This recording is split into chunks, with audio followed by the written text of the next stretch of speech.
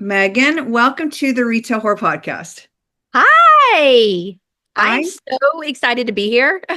I'm so excited to talk to you because we have been going back and forth. You submitted your store and submit your stores, which I love, and then your mom, Debbie, has been emailing me or DMing me as well. So I feel like I already know you guys. Well, that's good because it's like family, you know.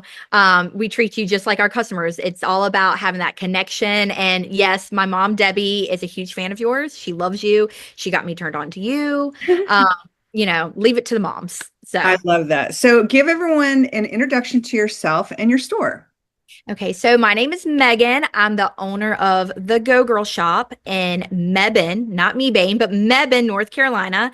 It's kind of in the center of the state. We're about 45 minutes from Raleigh, 45 minutes from Greensboro, 2 hours one way from the beach, and 2 hours from the coast. I mean, the mountains. So we're right dab in the center of the state. And so we get people from all over.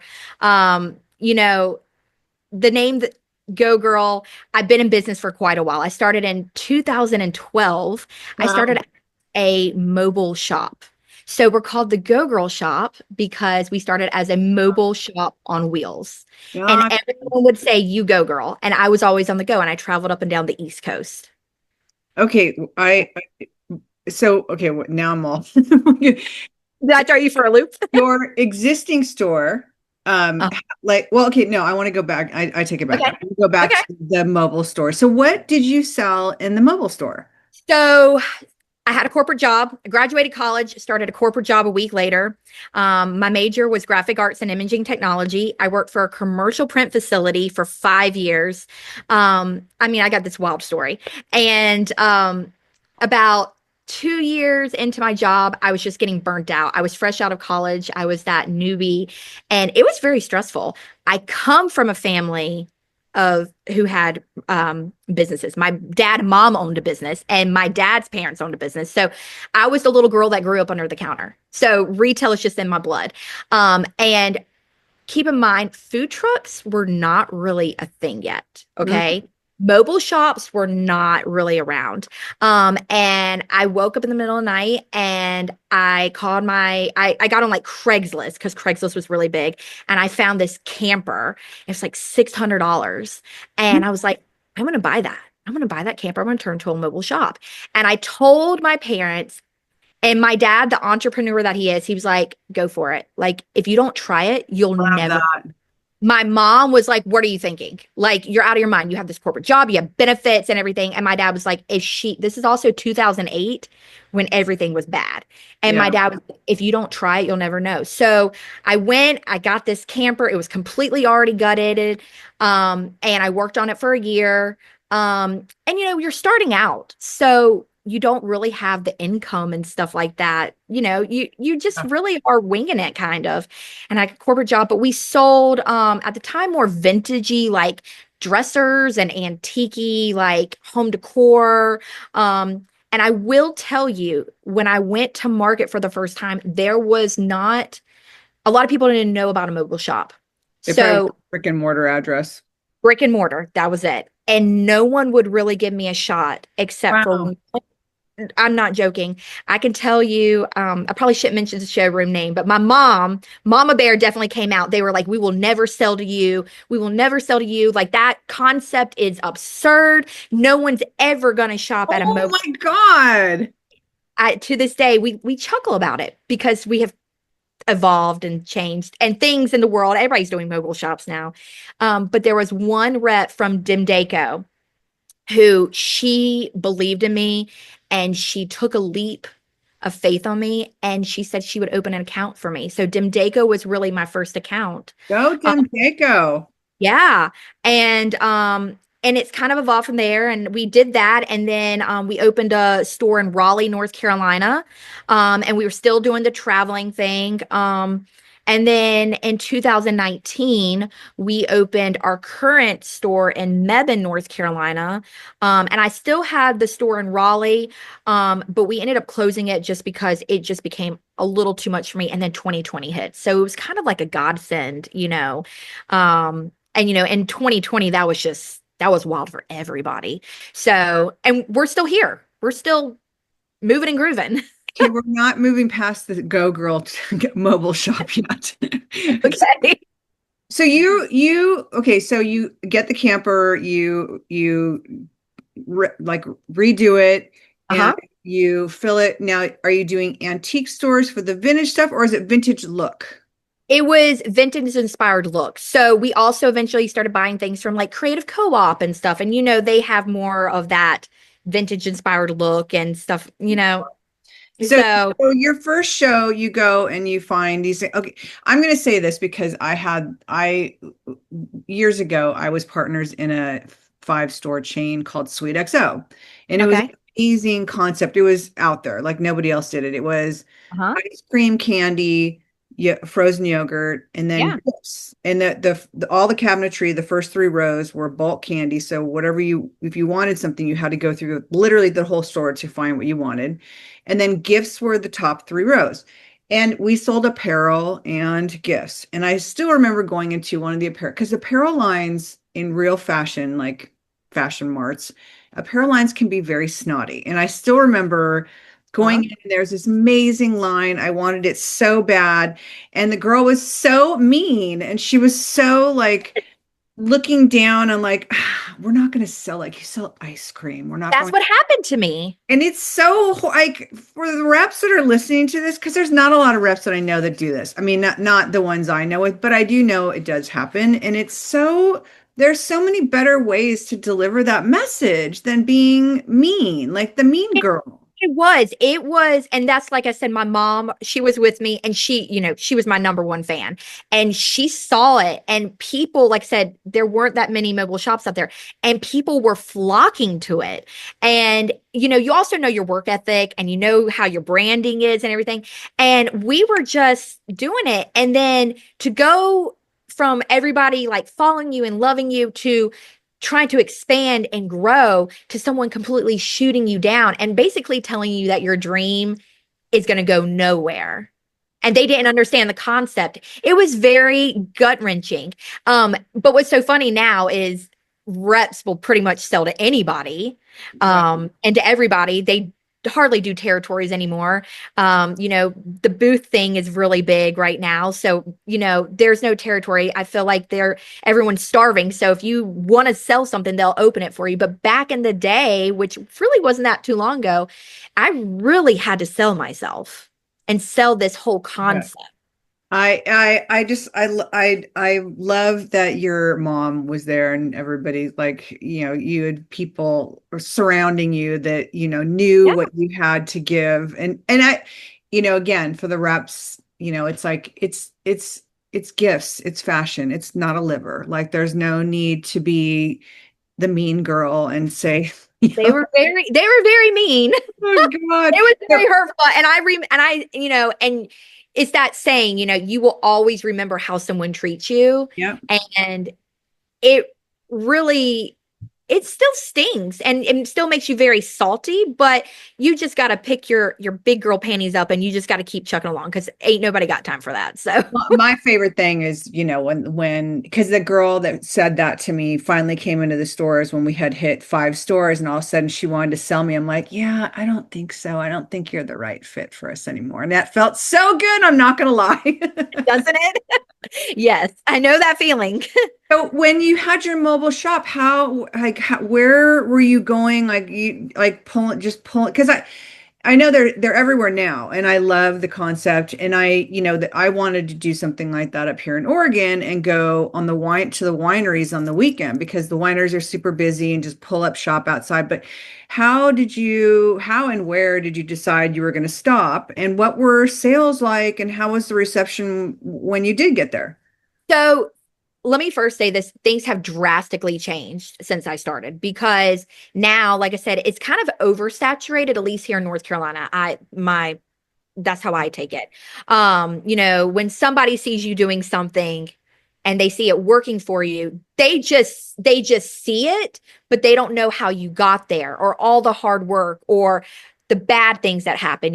So when I started, like I said, I really had to sell myself to we did a lot of festivals, and then the beauty about it was very versatile. So we would do antique festivals, we would do um uh big festivals like Autumn Fest and Mum Fest and Newbern. And then we eventually ended up doing Country Living magazine. They had a big fair. Wow. Um, yeah, so I would go to Stone Mountain, Georgia. And I've done high-end barn sales in Ohio and then Luckett's. So that had a very different type of atmosphere and feel than a like uh street event. Does that make sense? So that's where I was very versatile. And the thing I loved about the antique ones, though, is even though I wasn't 100% antique, I would get a lot of the buyers and designers for market. They would come and they would always be coming to look for inspiration of different pieces and different things that they could put into a showroom. So, Liz Marie Galvin, who is, a big blogger. I'm not sure if you're familiar with her, but I met her and she took pieces from our little mobile shop and would put them in her home and stuff. So you meet all these connections and all these different people and all these people from different walks of life, and it's just really interesting to see where your things that you have sourced and you have curated and where they eventually go. Was it busy from the get-go? Like, or was it something that built over time, or was it because it was so new? Was it just like people were freaking out? Like, what is this? Yeah. So because there was no one doing what I was doing, I got a lot of stares. They didn't really understand the concept at first. They quickly caught on. And they loved it. People have flocked to it. I've kind of have branded a look as well. So even without the camper, people still know that is Go Girl. And then, like I said, when one person sees you doing something, they don't know all the hard work. I got a lot of messages of, how did you do this? Where do you go? I mean, I hate to say it, but people want you to do the work for them. Yeah. No one did any of the work for me. I've done all the research and all the hard work myself. There was no one to guide me. And I don't want to sound like a hater, but people think it just came very easy, and it did not. Like I said, I had to sell myself. I had to find these places. I had to tell these events and places like, this is what it is. This is the concept. This is the type of like how big this is where my door is, where you're going to enter. This is how I pull it in. This is the type of assurance I have. So, but once I got there, they loved it and they understood it. So if they invited me back multiple times, but over a while, like I said, a lot of people started doing the mobile shops, and it just didn't really become as special. And plus, I think I probably sold more without the camper. Like the camper was great, you had the look and everything, but if you really want to do a display and you really want to sell and showcase things, it did become a little hard. Yeah, I can imagine you're very Yeah. limited in that space. And some people got very claustrophobic and they didn't want to come inside. Oh yeah, there's that too. So do Yes. you still have the business, or did you just transition now all into brick and mortar? I will never sell my little camper. Her name's Olive. I actually have two of them. I have Where does two of Olive them. live? So I have a warehouse down the road from my store. And so Olive stays there. And she's a 20-foot camper. And then I have another camper who we call Biddy. She's 10 feet. And actually we use the smaller camper. So in the front of my store, we're the only store downtown that has a parking lot. And so in the front of the store on the parking lot, on the corner, we keep the little camper there, and we'll usually put up like a banner of all the events that we have going on in the store. So when people are walking by, they can see it. Plus, we've kind of branded ourselves with that camper that people just fall in love with it. So, I love I mean, that. it is truly a piece of me. So now you're in your brick and mortar. How long have you been in this? Is this one the one's been 2012, or is that So including? I had a store in Raleigh, North Carolina. And I was in there since like 2014 until 2019. And I've been at this location since 2019. Two locations is challenging to have, or how far away are those two? When you had the two, how far away from each other were they? They were 45 minutes away. Wow. That is challenging, especially if somebody calls out sick. I know that's like for people that have multi-stores and not big teams, like that's all it takes is somebody to call out and you're screwed.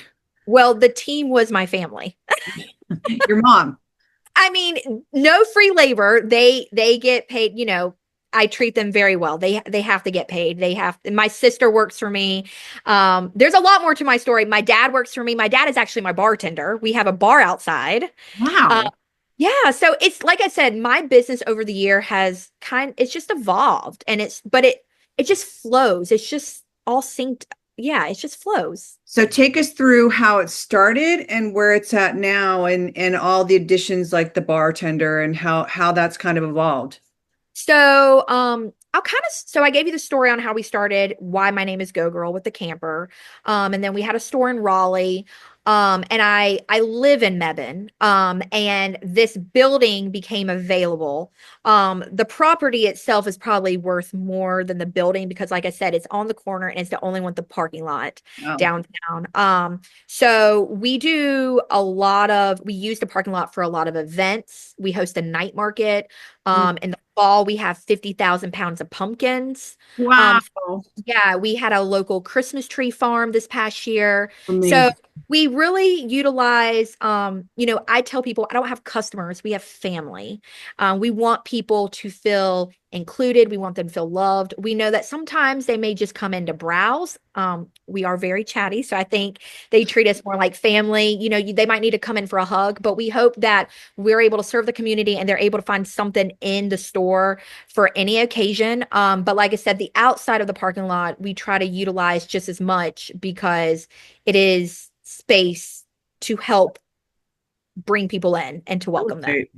And then a year ago, starting in April, we Tanger Outlets is corporate and they are right down the road from us.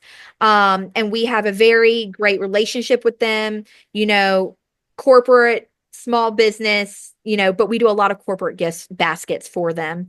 And they had some outdoor kiosks and I bought one from them and we completely gutted it. And we put it on the corner of our building. We have our beer and wine license. And my Wow. dad, who is retired, him and my mom sold their business in 2021. Once an entrepreneur, always an entrepreneur. And my dad is my bartender, and we do wine slushies and beer on tap. So they can come in the store with their beverage and shop and stroll. And we have a social district in our town. So on Thursday through Sunday, people can walk up and down from one of the bars and get a drink and they can come in our shop. They don't have to buy a drink from us, And but walk around with the drink. they can walk around. They have to have a special cup with a sticker on it, but they can walk up and down the street, go into any of the shops that allow it. That is brilliant. Would love for them to buy a drink from Blue Dog Outpost. That's the name of our bar. But they can come into our store and they can buy a bottle of wine from us that's already, is closed. Or like I said, they can buy a slushie from my dad or a cup of beer and walk around and drink. And we use that time while they're strolling to talk about our products, to showcase our products. Yeah. We Oh do my a lot of God, I love sampling. it. That is so brilliant. I love that. Like Come on down. We'll get you a drink. I would love, my mom lives in South Carolina, so I'm Neighbors, we're neighbors. she's Yeah. in Bluffton. Um, but I think that's brilliant. Anytime you add alcohol to the mix, I'm telling you, people, I mean, it draws people, but for sure adds on sales. Like that's the number one way to get Well, people to shop. all the alcohol that we serve, we also sell in the shop too. So the wine slushies, if they like it and they want to take it home, they can buy the mix and they can take it home and make it themselves. Oh my God, that's so great. That is so smart. You guys are like double exposing products and like serving it and selling it. That's brilliant. Yeah. Well done. So tell us a little bit about your store and the departments and what the whole vibe and theme is with the store. So, our current vibe is we are home decor and gifts. We featured we like to feature more gifts. Like I said, my business has really changed and pivoted through the years. We started off as more like antique, where we were like painting and finding things, and then it has evolved. We say we Go Girl grew up a little bit, and we have a lot more gifts. About 3 years ago, I was much more home decor, more lamps and vases and florals and stuff like that. And you're probably seeing the back saying she still has that. We are Mebane is a very fast growing town, but Mm. we still have that hometown feeling. Our street is not very big, but it's still small. So there is still a lot of competition. And there have been, since I've been here in 2019, there's been a lot of growth and a lot of change. And I quickly learned that a lot of us were starting to pick up some of the same product I've carried for years. Wow. And at that time, it was hard, but it was really time for me to kind of pivot a little bit. And that's when I went a little bit more heavier into gifts. It was a culture shock for a lot of my people because we weren't doing a lot of the furniture and stuff like that. And like I said, it did get there was a moment with my business I felt depressed is not the word. I just really doubted myself if that was the right direction I needed to go, because it was a very drastic change. Like I dived deep into those gifts. But gifts everybody needs. You always have an occasion that you need to celebrate. Sometimes if you're feeling down, just need to treat yourself. Someone's having a baby, someone's having a birthday, someone's sick. The holidays are here. So right now we do have some home decor kind of sprinkled, but it kind of all flows with the home decor. We have a great pantry section. I We saw, I was do, looking through your um, Instagram. we do a lot of food. Obviously, during the holidays, we really ramp it up. The weirder the food, it is almost better. If people are like me, I love to find those weird pieces, for my husband, like something like possum hot sauce or something. I mean, it's not really possum, but just the weird names. Yeah. That to put in the stocking stuffers, but it's just something that you're not going to go into a normal store and be able to find. And we try to strive to have a price point for everybody. If you have a white elephant and you need something for $5, I will find you something and I will make it look like you spent $20 on it. I mean, there is a price point for everybody, but going back to my mom, oh God, I hope I don't cry. She comes in here and she is like the Martha Stewart. She can take any food item and I'm telling you, she can whip it up into like a masterpiece. And I really think people don't even come into the store to see me. I think they come in to see her because she just can pair things, goat cheese with prosciutto and that jam that might sit on that shelf that you walk by. She can just come in and she will tell you how to make a meatball with it, how to serve it up with, an appetizer. She will tell you the different ways that you can make all these dishes with that one jam and jelly on a budget for you. And it will sell out that day. Do you It, guys do samplings in the store? you do a ton of samplings. You find, just for the people that do, because this is one thing I always try and tell some of my clients that have foods where it's not moving, they're not understand, like, why don't you do like a Saturday and test out, like, sample out 4 different things so people can try it and taste it. And I'm never sure what the, it's not pushback, but I'm never sure why no one ever follows through with it. So tell everyone a little bit about how well that works and kind of what it looks like in your store. I am a firm believer. So first off, anything that we have in the shop is because someone let me taste it. I don't want to sell something to somebody if it's gross. And I'm not a firm believer on it because every item has a story. I'm going to tell you what it tastes like because if it's not good, if I'm not eating it, I don't want to sell it to a customer.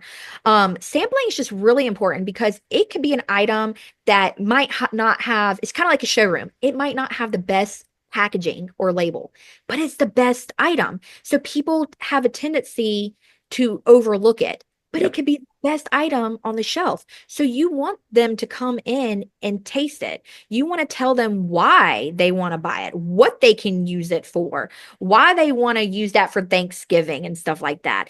But it's not just that one item. We sell like a cracker. So how can you take that cracker we sell and pair it with, I don't sell cream cheese, but just go get some cream cheese, but take this jam and take this cracker we sell and then go get some prosciutto and put it on. I mean, it's just a whole package. And then, like I said, we sell some home decor dishes and stuff. So how can you display it and present it to your friends and family? We have these little from Mud Pie, these marble they're these spreaders and they're marble and they come with like a little serving knife and people pass them all day long. Hmm. You would just overlook it. Let me tell you why you need that because it's marble. You put it in the freezer before you put anything in it, and then it's Mhm. chilled. And then when you have company over and you're serving and you're doing charcuterie with one of our charcuterie boards, you put that butter into that little marble thing and it keeps it chilled so it doesn't get gross or that jam and jelly. So it's really important, or at least for my business, it's very important to do tastings because people can taste it and we tell them how easy it is to use that product. And also it helps us sell more. It helps us get a relationship with that company or that brand because we're really showcasing that product for that brand. Um, and that's why I think it's also really important that if you go to market, and even if you don't go to market, you tell these brands, "Hey, what is your story?" Because we're spotlighting your product. And another thing I like to do is I like to use social media a lot to tell people we're doing tastings, and I also like to tag the company in it so that they can share it because that's also spotlighting your store as well. Yeah. Did Cross thing. Are you doing the samplings? I mean, I'm assuming in holidays, like in the busiest times, but is this usually a weekend thing or is this like a weekday thing? Um, Weekends are much more busier for us, and because it's food, it does take a lot of effort. So, mainly weekends. Last night we had downtown at dusk in our downtown, so we did a wine and cheese pairing. Hmm. So we had our one of our wine reps come in, and we said these are the four cheeses that we want to showcase. Tell us what are your best wines that we can pair with this. So we got all the wine. She told us four wines that matches with the four cheeses. We got the wine, we got it in. She came in, she got behind our counter, and mom knew the cheeses, she knew the wine. So Wow. we talked to our customers, and it wasn't, let's get drunk, let's party thing. It wasn't like that at all. And I think people need to remember that too with alcohol and pairings and stuff like that. But it was a really great night. And we paired some of our crackers that we sell with some cheese and, did all the thing. And it was a sellout night. But we do tastings for special events. Holidays are different. That's a different ball game. We're doing samplings all the time because for the holidays, people are gifting a lot more food. They're also serving and entertaining. So, and we also have a lot of more unique foods during the holidays. How many people do you have on your team? It's my family. So it's Uh, all, so it's my mom comes and helps me because like I said, she's a food girl. But my sister, she is full time. She works for me. She is a paid employee. She works for me. And then, like I said, my dad is my bartender. do you He he is his own story. So so because a lot of people like what I'm thinking of right now is one, what a phenomenal salesperson you are and how knowledgeable you are and telling your customers because that is what sells stuff is. And we had Bob Negan on by the I time watched, loved it. he's amazing. And by the time this comes out, this is going to be further down in summer. But Bob was saying that one of the things is like the one thing you can control is your payroll and having employees that can sell, that can chat, that can, do all things. And you are literally listening to you. You are the epitome of that person. And so I'm thinking like my head is like, how many employees do you have and what is the training like? In order for everyone to be able to sell these products. But I'm assuming since you guys are all family, this is something you're always talking about. I'm guessing most of you are all in the meetings with the food people or anything that when you're talking about products. So let me kind of go back. When we have larger events, especially during the holidays, I do have some other people who will come in and help. Their main goal though is to mainly just walk around, theft, but make sure people feel comfortable, they're doing okay. Are your arms full? Let me take it up to the counter for you, stuff like that. My mom and sister and I, because we're in the store, we're in here every day, we're living it, we know the product. We're mainly the main ones talking and and telling people about the products. There may, sometimes when you get to talking to people, they may tell you, well, this is what I'm looking for, and what they think they want. You have to know your product line. That really may not be what they need. And if you know your product line, it's not saying no, don't get that, but it's also making suggestions and gear them to other areas. Because if you're listening to them about what they're doing or what they're needing or what they're wanting, you say, well, let me show you this, because this is, and then if it's a food item, for instance, this is what you can pair it with, and it's so easy, and this is all you'll need. But with this, what you're wanting, you're going to need all this. Or if you're styling, well, you're doing this, but you may need this too. So it's just, it is a group effort, and it's knowing your product, and it's knowing your clientele. It's also knowing your clientele when you're going to buy too, Yeah. because some things just may be if it's too hard for you to understand, it's going to be too hard for you to explain to your customer.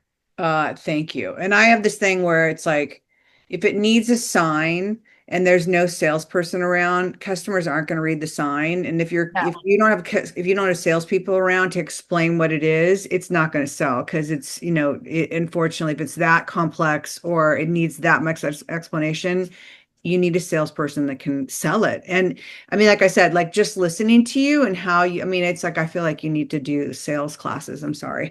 But it's, there is an art to selling, and it's, you embody it with the information you give, and just by having, this is how to serve it. But the marble example Yeah. was one of the smartest things I've ever heard, because being able to tell people that it does, put it in the refrigerator, like I wouldn't even have thought that. And it's like, yeah, that's brilliant. Right. And it also Kind goes of a back good to salesperson. another thing that, my parents have always taught me, that if you're sitting, you're not selling. Thank And, you. and Thank in you. Thank you. this economy, in this world, I think people are just waiting for people just to come up to them and Oh buy my stuff. God. Thank you. And it's about, in a world where we say we're small business, but there's really nothing small about us. But you're competing with all these big box stores and Amazon and Target and stuff like that. So when they walk into the store, what kind of experience are you giving them where they want to come back to see you and your business rather than just buying it online? Uh, And if you're not getting up and talking to people, and there are people who just want to be left alone, and that's okay. You can feel that atmosphere when they walk yeah. into your door. There are some people who might need a little bit more. It's okay to approach them and ask them how they're doing, and you can kind of get that vibe. But if you're not getting up and talking to them, maybe it's a Southern thing, I don't know. But if No, you're it's, not and talking to them and acknowledging them, then what makes walking into a store any different than just shopping online? thank you. Thank you. Thank you. I mean, I'd said this on Bob's interview of the store that's here in Oregon that is so beautiful. And this, I saw that one. it's an I heard interior the story. decorator's store. It is, I can't even imagine the money she spent on the build out. It is so beautiful. It's merchandised beautifully. The product is amazing. And her employees sitting behind the counters, hands clutched, standing there, and literally never got out from behind the counter. Welcome. And that was all you got. And there are 8 people in the store, and she's behind the counter. And I used to tell my employees, like, the counter is not going to save you when the ship's going down. Like, get away from the counter. And, it's the phrase, you've got time to lean, you've got time to clean. Like, just get out and get moving. Because I always find, like, I'm a horrible salesperson. I'm just going to say that. Like, if you stuck me in a store and you said, here, sell, and I couldn't merchandise and I couldn't do it, I was just there to sell, I suck. And the reason why I'm a good salesperson when I'm merchandising is because I'm busy. I'm doing something I love. There's And energy. you're busy. Energy creates energy. So people ask, "What are you doing?" "Oh, let me show you." Blah. I'm a really good salesperson in that environment. But if you stuck me in a store and you said, "Here, sell," I suck because I don't know how to interact with people unless I'm doing something and doing something that I love and I'm busy and but it's that getting out from behind the counter even if there's not someone in the store and some people are walking by, the worst thing when you do when you walk by a store and see somebody who is behind the counter, who most likely is on their phone, who could care less and is not even paying attention to who's walking by. But how great would it be to have somebody look in the door and go, "Hey, how are you? Come on in." Yeah, But we don't bite. Come in. yeah, it's that. I mean, I'm so glad you touched on that because with this day and time, with the way things are, the customer service is what's going to be the difference of your sales. And that truly is having somebody that sells, that's engaging, that can suggestion sell, that can do all the things is going to be the difference between you and your next door neighbor who's not doing it during a time that the prices are uncontrollable, like Yes. all the things that are happening. I don't think some people are hungry enough, you know? Yeah, I And mean, you're probably like I said, right. you just really, I mean, retail since I've been in business, which, I think it's a long time, but it's not that long. I haven't been in business for 40 years, but I've been in business since 2012. And I just feel like in my time, it's just changed drastically and it's going to continuously change. 100%. I think, I've So, talked a lot on the podcast is that the pandemic had a very swift way of getting rid of old school retailers that didn't want to change, that didn't want to be online, that didn't want to go on stories, that it had a very swift action because you had to be. And you have now to pivot. with the terror situation, no one knows what's happening. No one knows what it's going to cost from one day to the next. And Yeah. really, truly, the difference is going to be how you engage with your customers, what you give them, what are you giving them as a value? Not it doesn't have to be expensive, but the experience, the value of the experience of coming That's in, right. being invited and feeling welcome. I mean, that's half of it too. It's like the girls at the showroom saying, like, we're not going to sell you. Like, how uninviting is that? Like that these are the things that are going to change retail as a whole. I have to ask you because you talked about opening in the 19 or 2020. Pandemic wise, what did that look like for you and how did you guys deal with it? I hate these conversations, but in this case, I really want Why? to hear. It's part of our story. It's part of our journey. It is, Um, and it's something we're all going to be talking back like when we're old. Do you remember in 2020? right? Um, it was wild for everybody. For me personally too, I also was pregnant. Wow. So with my first baby. But if you know me, that is not going to slow me down because I was up here until 9 o'clock at night and the next day I had my baby and I was back to work a week later. I mean, there is no slowing. I mean, I it's my life. But going back to what you're saying, 2020 really changed things. I mean, we were already kind of doing Instagram stories, but we really ramped them up. We did later on we did private shopping. So if people wanted to come in here, I mean, everybody has a different story. We didn't know what they were going through. Maybe they were sick or they had a family member who had like cancer and they had to be careful. We offered private shopping. We offered free door delivery within a certain radius. Like we would bring it to your house. You didn't even have to get out and say anything to us. I mean, if it could be done, we did it.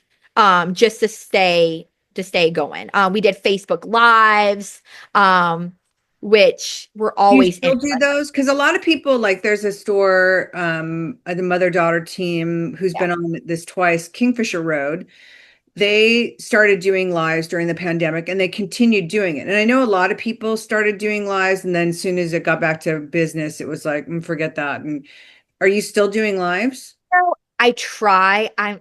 I'm kind of flighty at them, I will be honest. With my current situation with two little kids now, it's hard. I have to be mom too, but they're hard for me. I'm gonna be honest because I'm one of those people, I want you to come in and I want you to touch it and see it. And I understand not everybody can do that because we also serve people who are far away. But you're having to show an item on a screen and then talk about it and describe it. My mom's usually behind the computer, and it's usually honestly turns into QVC gone like crazy. But And that's fun though. I don't know if that's why people really tune in, because they just are like, what kind of wildness are we going to watch tonight? They work for us, but the truth of the matter is too, is over the years too, we've decided to pivot our merchandise where we get less quantity, but more of a variety. Yeah. So sometimes things in our store go pretty fast. So I might not have, 20 of one item to put on a live. And I don't know if that's what makes it, so appealing. Like I got to get it. Yes. Um, and Scarcity. sometimes it can be kind of like, well, everybody wants this one item, so now only two people can get it. Or now, That's the secret of Zara. And Zara, it's that scarcity mindset, which that's why as fast fashion world is, that's why they're so successful, is because when you go in the store, if you don't buy it then, it's not going to be there anymore. And I think everyone and their brother shopped one of those stores and then gone back and it's gone and it's completely different. But they purposely do that, and they purposely only have the store have 6, 12, whatever it is, yeah. because they've trained their customers to understand, if I see it today, then I need to get it. So it's not always a bad thing, but you guys being Southern, like, oh, I feel so bad. My customers want more. I could see why it would be hard. We have our staple items, items that we carry throughout the year, things that we know people will come back. But there are items that we may not get a lot of. Also, it also decides on the pricing too. If Mhm. it's an item that's kind of higher up, I'm not buying, 20 of that item, Yeah. because that's also a gamble of, if it's a new item and I don't know how it's going to sell, I rather not be stuck with it. Yeah. So What how with your two small children now, how are you balancing being in the store and obviously you were at the store till 9 p.m. the night before you delivered a baby. So what does it look like now with two well, kids? mom is all, I'm a mom first, but the saying, it really takes a village. I have, like I said, great family. I think that is one of the things about having family in here, is that if a kid is sick, I know someone's going to be in here and it's going to be covered. Um, it just somehow works out okay. I also, growing up in a family of business, and I may see things very differently than other people, but this is just how I grew up. There are times where it is our busy season, and I just don't get to go on those family vacations or vacations with friends and other family members. You either get it or you don't. There is going to be a time when it's slow, and that's when I take my vacation. But when it is busy and like Christmas, I ain't going nowhere. I'm not going nowhere. I'm here in my shop. My family, my husband, everybody knows where they need to be. Because there are times where we're here till 9 or 10 o'clock at night, because we will have a big event down here. But that's when most of our income is coming in. So that's where we're going to be. In the summers, we call them the J months. They're slower. So that's when I take the time. So Because I think about, if I had to run a store with my mother, I'd probably kill her. So how do you, I mean, does it run smooth all the time, or are there moments where you're like, I'm going to kill you, you need to get out of the store, or all the time. So it's funny. So let me go back. We all joke about this. First off, it's my business. It's none of their business. Like they have never financially helped me. They are very supportive, but never financially supported me, given me money. It's 100% my business. And we joke and we tell our customers it's my business, but they're literally in my business, literally. But my mom and I mean, she's in here a lot. And like I said, customers love her. She goes to markets with me. She watches what people are buying, and she's equally as chatty as I am. But we do butt heads on certain things. There are things sometimes she's like, I wish you would get this. I just wish you would get it. But I'm like, I just don't think the clientele is there yet. I go out west a lot, love Oregon. The merchandise out there is very different than being Southern. Just too different. I love to see how things are. I mean, the coolest stuff, but I'm like, it would just not go. here. So, you have to know your customer. And sometimes she wants me to venture out a little bit more. And I'm like, I just don't think we're there yet. Like, I think that's just a little bit out there. It will be a very hard sell. Um, but we talk about a lot of things. I mean, do we butt heads sometimes? Yes. But she knows at the end of the day, it's my business and it's. So everyone knows their boundaries and everyone knows their role, which is great. Pretty much everybody knows their boundaries. I mean, everybody's giving their input on things. My sister, who is very good at sales as well, she's not good at merchandising. That's a whole different ball game. And she will tell you that when we're flipping the store, she's gone. Bye. She's not here. She said, that's your thing. But she's very good at sales. And there are things that I'm like, I don't know, but there are things she has pointed out and it's done very well for us. So, like I said, you just have to know your customer. Everybody knows kind of where their boundaries are, but I want to hear their input because sometimes they see things that I don't see because Yeah. I'm doing so many other things. There might be something I'm missing. So I value that. Do you, when something new comes in or when you guys have events, do you guys have store meetings or are you having these conversations at home over Thanksgiving dinner? Um, so I'm going to be honest. We may be that family that's a little weird. I may be weird, but I probably think about my business probably a little bit too much than I should, but we're always talking about things in the store. And I mean, especially right now with the way things are changing, I think since January at market, we have pivoted or slightly changed things so many different times that actually today I told my mom, I said, we need to focus on like what direction we're actually going because things with the tariffs and surcharges, some of our vendors, we don't know if we're going to get it. We're having to change so much. So we're constantly talking about things all the time. Do you guys, we had touched on it before we were on camera, is that you're at market a lot. You're in Atlanta a lot. So how often are you there? And are you, because I did not go to market as often. I went during the shows, but I wrote my POs, I scheduled them out. So there's always something new, fresh coming in. And it wasn't, take everything ASAP, which makes me insane, but that's a whole nother conversation. But I would do delivery windows. So I knew if I was doing a curated group, I knew it was coming in this date. I knew this had to go out of the way in order to make room for this.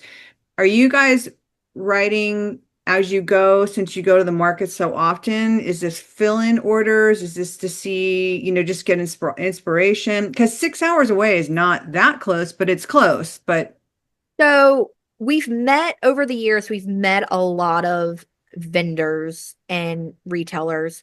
So, when that's a very hard question because right now, with everything going on in the world, I'm going to be honest. I feel like I'm buying for all seasons for like I feel like I'm doing orders every day almost. And I know that sounds weird, but things are pivoting so fast. I don't think the general public understands or knows that. yeah, Every day I get an email that's like, we may not get this in like fall. We may not get that in October. Well, that's past my date. October, I'm already moved on to Christmas. yeah. So do I want to take that and hold on to it? But that's money I have tied up, or do I let it go? So I'm um, constantly ordering, constantly changing. I know that sounds weird to say, but then you also have to look at the surcharges or the price increases now. Will my customer now, if this went to from $5 to $8, that's $3. But is that little item worth, if it's going to cost me $8 now and I have to mark it up this, is it really worth that? So it's just constantly changing. Going to market, we of course go in January. July this year, we still don't know. I was just there a couple weeks ago because, like I said, I met with a couple reps, and they were like, you should come up, you should see this. So I kind of get to look at some things, and which is great, establishing that relationship. But then in July, it's kind of like, well, if I already know what I'm getting and I'm constantly ordering, do I really need to go and spend that extra money? on, the accommodations and stuff like that. But July, even though it's a bigger market than just normal, it's still a great time to go because, that's a good time for us to buy things that we'll get in December to flip the store quickly over in January. Mhm. I So, um I I love the idea of going to market a lot, but I think for me it was easier for me to look at it as a big picture versus, but understand having to make those quick pivots, especially now with you're getting this, you're not getting this.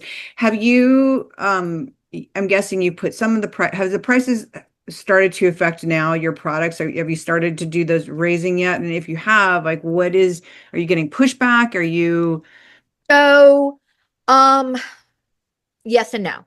Um, I don't watch the news, but I make sure I'm aware of what's going on. And I do get emails and stuff like that. And I think a lot of my vendors have been very good at trying to communicate. They're also in the same boat as me where they're uncertain on things and they're trying to figure out what's going on. So I I'm trying to it's changing so fast. Well, Um because I mean, stuff has come in with new tariffs attached to it. With that, have you chosen to protect your customers and hold back, or are you building that into your cost of goods? And have you had pushback? So I haven't had any pushback yet. And what's happening is when they're, for me personally, I have been making almost daily or weekly calls. And I'm like, if you have it, ship it. Ship it to me. I'll take it now. So I was talking to my mother. I think right now, I'm in a pretty good position on things, but there's another company where they just went up a surcharge of 18%. Well, if you think about that, and then I said, well, what's the percentage of freight? That's 25%. That's a Yeah, 48%. I know it's 8%. And so that made me like take a step back and it's like, do I just not get it or do I pivot? Like, is it stuff we need? Because we build in January, we have this mind of these sets of what we're doing. So that's kind of where we're at. But like I said, I've called a lot of my vendors and I said, if you have it, go ahead and ship it to me.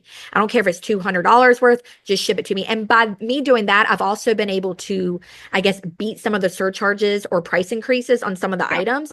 But I will tell you, I am not blind because not every business can do that.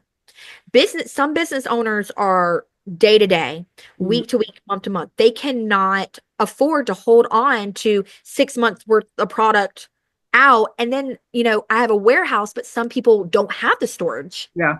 to hold it. So I'm saying that where I'm not blind to other people's situations. For me, because I have the place to store it, I'm taking it if I Yeah. can. You sound like the guys from Twigs, who I adore. They are so massive and they container in their own stuff. It's like it's crazy how much stock they keep, but they end up getting bulk discounts for it, and then they have it and they have so much traffic going through their stores that there's always product. Like they're not, but it's true. I there's very few people I think that can do that are privately owned, that can house where I mean that own their own warehouse. I mean, let's put it that let's like say it where Yeah. that alone is like not the norm. So it's amazing to hear that you've built this and you have that ability, because it's I haven't seen as many price changes, but I'm not really shopping anymore because I'm in an area that doesn't have shopping. I have Fred Meyer, Walmart, and Target, and it's not really, I don't really shop at any of those places anymore. So, I haven't noticed the price changes, but I know they're out there, and I know from all the emails I'm getting from still being a buyer and looking at all the tariffs and price increases. And there's something now that's happening that I guess like DSL and UPS are now charging broker fees to handle the paperwork that is I now, saw that last that's a podcast. whole other, and I feel for retailers because it is a day-to-day, It is. week changing situation, and it's I don't know how you even forecast out your sales, let alone your vignettes and what you're planning on doing. It seems almost like it's turning it into like buy as you go kind of thing versus planning out. Right. I mean, kind of going back to what you're saying is I also feel like I'm buying for all seasons. I mean, the other day I got fall, Christmas, and some Easter. I mean, I just took it. I mean, because what if I don't get it? I think that's smart. I mean, another concern too is that, I don't know how to forecast what people's spending habits are going to be like. I think the worst of the worst, but I also want people to know when they come in here, they're going to find during the holidays, I want them to forget about all their worries. I want them to know that Go Girl is the place they can come and they're going to find something. They're going to be okay. They might not be needing $30 or $2, or it might not be in their price range, but I'm going to help them find something. If you can't spend this year for Christmas, let me show you something that's just be equally as fabulous. But I don't want them to walk in here and think anything about tariffs or surcharges. I don't want them to worry or think about that. That's my problem. Yeah. And I just want it to be smooth sailing for them. I want them to be happy. I want them to be warm and cozy. I want them to feel loved. I want to make their presents underneath their tree very special so that if they were on a smaller budget this year, no one will ever know. That's so great. And for price hikes, yeah, I'm seeing things here and there. 50 cents to $1 may not be, breaking the bank, kind of, I mean, when you're buying a lot, yes, but you do have to make those decisions and you might just have to pivot a little bit. And yes, that might be week to week, but in the end of things, kind of going back to another podcast you did, it'll make you stronger and it'll make you rethink differently in business. I mean, it's flexing another and a new muscle. And I think if you're open-minded and you are going to try and go with the flow and be adaptable, I think it's flexing another muscle, that as opposed to I'm just going to put my head in the sand and pretend this is not happening, because it is. And if you're passionate about your business like you are, I think you're going to find and be smart about how you do things and find new ways, and being open-minded to doing things differently, because I think that everyone's going to have to.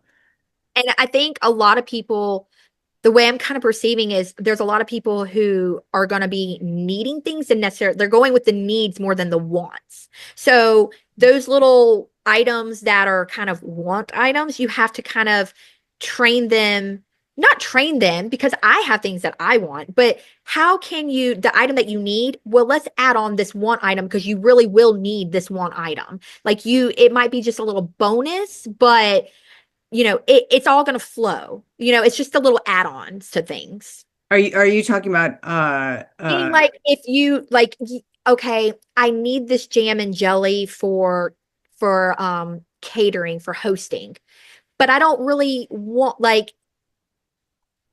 me go back. So I need that jam and jelly because I'm hosting somebody, but that little trinket over there, I want it, but I don't really need it, kind of like it's just extra and I don't really have the extra money. But let me tell you why you need this to go with this. So it's just like selling an extra add-on for that jam and jelly. Selling up. Yes. There you go. Selling up cross merchandise. You said it better than me. Add-on sales. Well, I just wanted to make sure we were going the same direction, because I thought that's what it was. But sorry. No. So tell me a little, because we're heading into an hour right now, and I don't want to keep you. No, I don't want to keep you, because I know you've got a store to run. Although you're on the East Coast, so it's 7 p.m. No, we're fine. I hear people rattling on the door, but they're fine. We're closed. It's 7 o'clock. 7 p.m.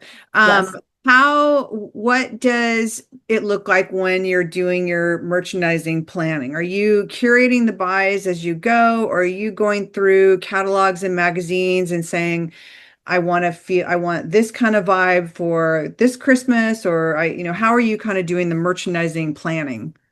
So I'm probably not your normal store owner. My mom's like, why can't you just be normal? Where everyone sits down and they have Pinterest boards. And, when we go to market, we see a vision. We're like, okay, are we doing a classic Christmas? Are we doing a funky Christmas? Or are we doing traditional? I'm going to be honest. Most of the time we start off one way, and you will probably understand if you go to market, you end up finding all this stuff. Mm-hmm. And I'm going to be honest, when it comes time to put it all together, we are crazy. We are crazy in here. We tell people we can't bring other people in here because they will probably never come back and shop from us because we're slinging boxes and we're probably saying things that we shouldn't say. And I don't know how to describe it, but it just all ends up flowing into the certain, like, because you want it to tell a story, Mhm. and it just really flows. I know that sounds weird, but at the end of the day, we're not putting, candles in the cooking section, but it just flows. Like we might have pottery and it goes with the food and stockings, and we have a kids corner with jelly cats, and you want it to be whimsical and magical. And like I said, we try to sit down and say this is where things are going to go, but honestly, the week of, it's just so wild. It it somehow just gets done. Do you hold like you obviously take deliveries in and hold them. So do you kind of disperse holiday as it's coming in, or do you do like the big reveal? Like we're closing for 2 days and we're gonna do the big reveal. I'm so glad you touched on that. So our town in Mebane, so if anybody's local, come and see us. They call us a Hallmark town. Okay. Mebane is the sixth fastest growing town in North Carolina. But when you come downtown, it still has that hometown charm. So when I got here in 2019, I didn't really understand, but I guess I just jumped in. Um, I might take a little bit longer because I have so much different product. It does take me a while to like put it all together. But everyone will close. I close for a week, and everybody puts wrapping paper up on their windows. So, Wow. so if you are not so if you're local, do not come downtown because there will be no shops open. We're Wow. all The here, whole but there will be nothing open. Restaurants will be open, and there might be like one shop or two because like a clothing store, they'll put like t-shirts and stuff, but they don't really like decorate like full blown. But for us, we put the wrapping paper up on the window, and kind of at night, we'll start moving in boxes. We move we completely redo it. Like furniture is moved different places, walls are reset. It's kind of like going to market. It's completely redone. And then we just start building from the bottom up. So the day before we close, any fall we have that's left over, if it hasn't sold from being marked down, it's packed up. We'll save it for our warehouse sale, and we have a fresh start. We're dusting and cleaning to make it fresh and shiny, and then probably the second day we're just in here like mad crazy people. Oh God, that's dreamy. I And love then, like that. and then, what ends up happening is really cute. Usually that Friday night, not Saturday, but the Friday night a week later, it's called the big reveal. It's called the big reveal, the window reveal. And at 5 o'clock, the town just kind of knows. Everybody literally at 5 o'clock. They don't do it at 3, they do it at 5 o'clock. And there'll be people waiting outside because it's kind of daylight savings time. It's kind of magical. The town has got the little lights up outside. We have little winter Christmas lights in our trees, and we tear down that paper, and we see faces trying to peep, and tear Wow. down the paper, and we open our doors, and that's our holiday season, and we kickstart it. We're open from 5 to 8. And that's when we let people have first dibs. We get people who really, if they know us, they know what we have is out. So they will come and buy and grab. They get first dibs.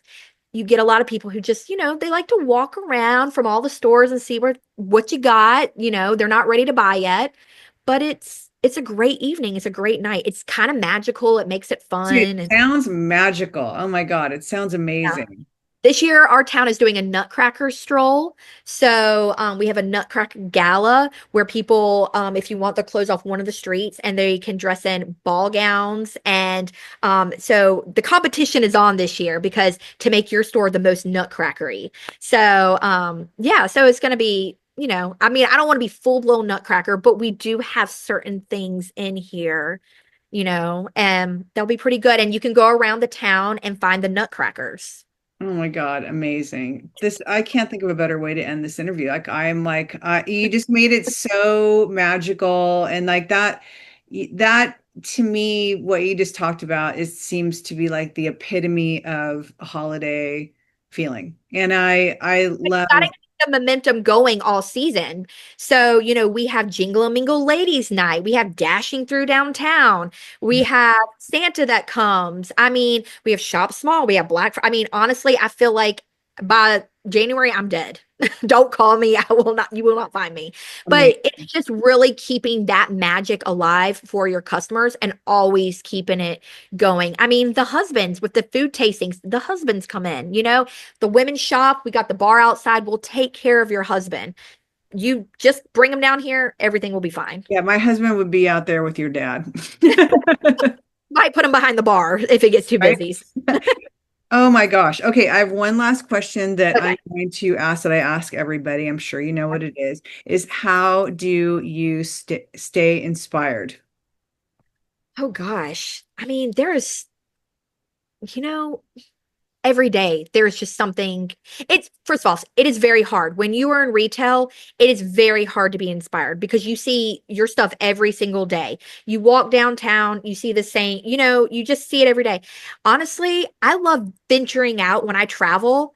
I love to go into the other shops. It's just something magical about, you may sell the same items as someone else, but it's just how they merchandise, Mhm. seeing things in new light. It's a true art because not everybody can do it. There's people who want to do it. Yeah, There's everybody wants to be in business. I know. Everybody wants to be in business, but not everybody can merchandise or sell or tell a story about that product. So it's just finding, I mean, little inspirations of, wow, I love how they displayed that vase. I never would have thought about that. Or how they put that coffee cup, instead of just setting a coffee cup down, they put it somewhere. Or the faux florals, they have them hanging from the ceiling. I mean, I know you work for anthropology. Oh, Oh. fancy. Love it. Love it. So, Well, you shop creative co-op, so you just talked about florals hanging from the ceiling. My hands down favorite is that arch they did with the dried flowers that was all like pinks into purples into it was so good. yes. I mean, they're designers who do it. I'm just like, I actually reached out to them. I was like, can someone just come to my store, please? Like, just anybody local to North Carolina, please come see me. But at the same time, they have the space and they have the people. I don't have the space for it all. But it's just going in to different stores and seeing how they like to tell their story with their merchandise. And seeing things in new light. I mean, it's different. Just take an item out of the box and pricing it and put it on a table. Anybody can do that. It's how you group it collectively with other items and, pair it with other things. And yeah. Thank you, Megan, so much for this time. Yes. This was such a pleasure to talk to you. I'm so glad you and your mom reached out. Please tell Yeah. your mom I said hi because I will. I we're will. having these conversations with her back and forth. Yes. Well, I'll have to meet you sometime in Oregon. I come out there a lot. So There's not much here, although Jacksonville, which is I go to Bend. Bend is amazing. I Yeah. love Bend. We've been there once. I love Bend, but hopefully I see you in Atlanta. Hopefully you happen to be Yeah. there. And if you're ever in North Carolina, come by. We'll have drinks. I love that. Thank you. Yes. Thank you. Yes. Thank you for your Thank time. you for having me on too. And I hope I inspired some other people too who like to watch this. I'm pretty sure you are. Yeah. Oh, can I do a little plug too? Make sure you Yeah. follow us on Facebook and Instagram. We're Yes. Go Girl Yes. Shop on we're the Go Girl Shop on Facebook and we're Go Girl Shop on the Go Girl Shop on Instagram, Go Girl Shop on Facebook. And So we would love for people to follow us. And if website, you listen to this, they can reach out to me. website. Gogirlshop.com. Perfect. Sorry about that. That's my fault. No, you're fine. I mean, we're all having to self-promote, so No, thank you. Thank you. And then all of that will be in the show notes as well. So they'll be able to click and find you easily as well. yeah. Thank So you. thank you.